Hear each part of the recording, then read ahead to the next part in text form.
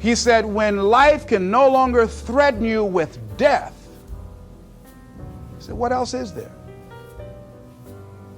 What else is there? And the majority of the fears that we have are not life or death fears. They're not those kind of fears. But through our imagination, we blow them out of proportion and we give them more power than they actually have or deserve, and we permit them to govern our lives. We permit them to determine how far we can stretch out on our dreams and discovering our stuff.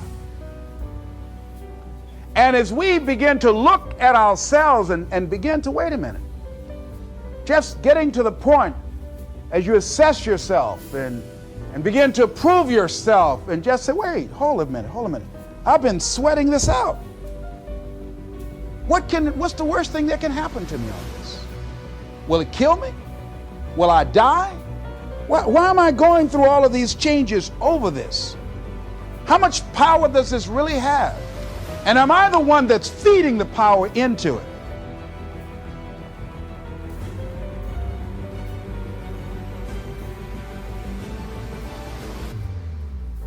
You can either live your dreams or live your fears. And I think the majority of people actually are not living their dreams, but are living their fears. So I want to ask you a question. What are your fears? What are you afraid of? What are you scared of? Because we all have fears, don't we? We all have something that's blocking us, that's holding us back. And as we begin to look at life, what we realize is that the reason that most people are not living out their true potential, are not doing all of the things that they would really like to do, is because of fear. What are the things that you fear that's been keeping you from living your dream? That's been keeping you from doing some things that you would like to do? Just think about those things.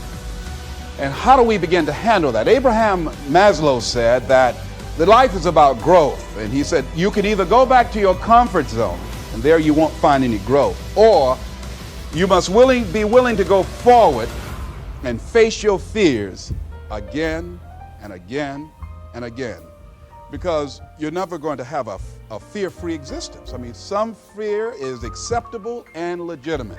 There are some things that you really should be afraid of. Now, you shouldn't allow it to immobilize you. You acknowledge it, you take it into account, and you carry yourself accordingly.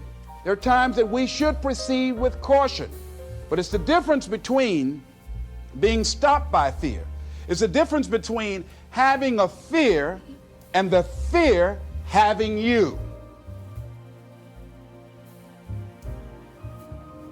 So deciding as you look at your life, as you look into the future and say, what fears am I holding on to? What fears that I'm allowing to imprison me, that's keeping me from breaking out, that's keeping me from living up to my true potential, that's keeping me from really being happy, that's keeping me from having a sense of adventure and excitement in my life? What's keeping me from controlling my destiny? What fears that I'm giving that permission to? Notice what I said, that we must give our permission to fear to immobilize us. Because whatever discomfort you experience, whatever challenges or difficulty that it is, you got to handle it. You got to go up in there and wrestle with it. Will it be easy? No. Will it be challenging? Yes. A friend of mine who's going into recovery, he's been addicted to crack cocaine for years and alcohol. And he was talking about how challenging it was and why he was dreading going into cold turkey. I said, what do you want me to tell you? That it's going to be a picnic? No, it's not. It's going to kick your butt? Yes, it is. Are you going to want to die? Yes, that's a part of it. But that's just what you must go through in order to get where you want to go. And guess what? You are strong enough to do it. You're strong enough, and your life is worth whatever you have to go through to get past this addiction. Whatever you have to do.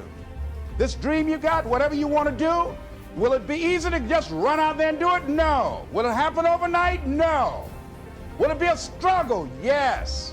Will there be times when you can't make ends meet? Yes, that's a part of it. Will there be times you won't know what to do? Yes, that's a part of it.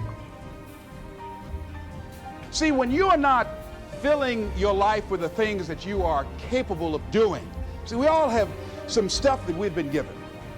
And I don't think that it's optional for us to sit on what we have.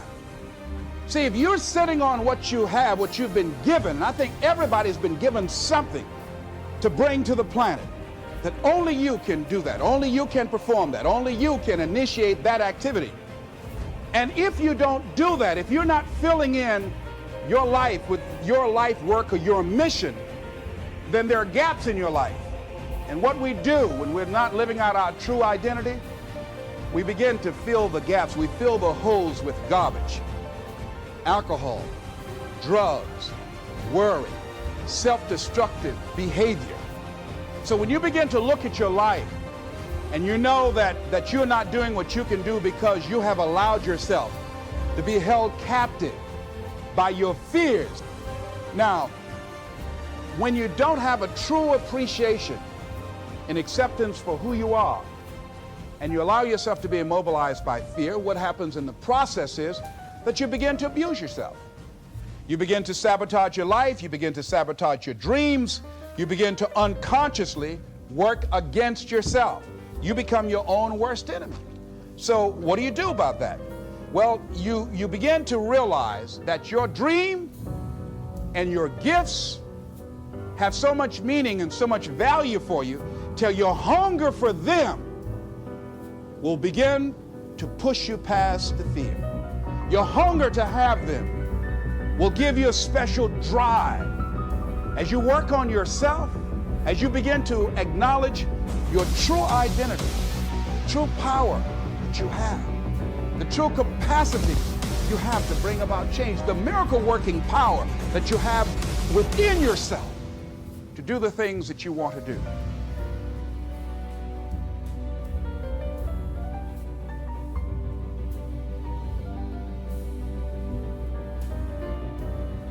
But there's some people, because of their personality, because of their contribution, because of the investment of their time and their energy and the impact they have there, that when they go, everybody will miss them.